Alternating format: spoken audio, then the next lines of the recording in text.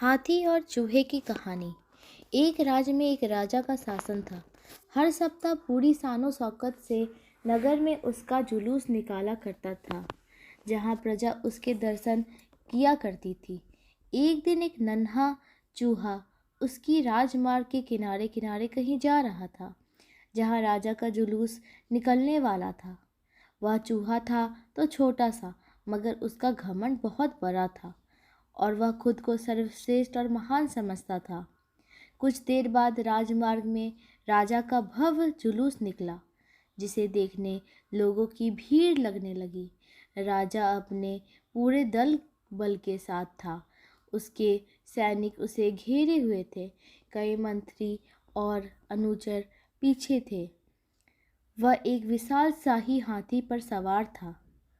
हाथी शाही था, इसलिए उसे भव्यता से सजाया गया था और उसकी शान भी देखते बनती थी। जुलूस में हाथी के साथ एक शाही बिल्ली और एक कुत्ता भी था। राजा का जुलूस देखने को उमड़ी भीड़ राजा के साथ साथ उसके शाही हाथी की भी प्रशंसा कर रही थी। यह सुनकर घमंडी चूहे को बहुत बुरा लगा।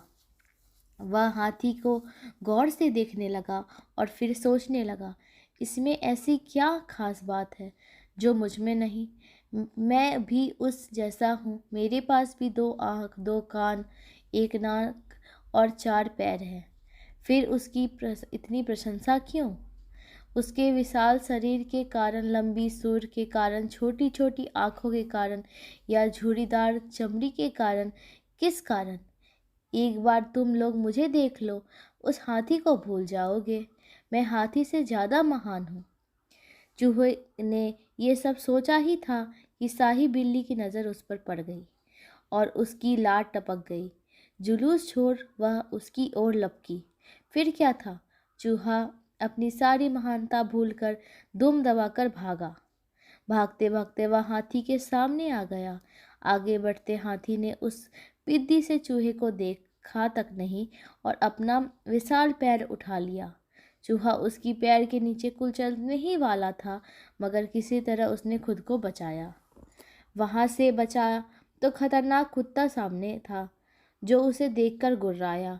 चूहा पूरी जान लगाकर वहाँ से भागा और राजमार्ग के किनारे स्थित एक छेद में घुस गया।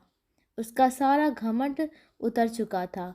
उसे समझ आ चुका था कि वह इतना भी श्रेष्ठ और महान नहीं। अतः इस कहानी से हमें यह सीख मिलती है कि किसी से मात्र रंग रूप की समानता हमें महान नहीं बनाती। महान हमारे गुण और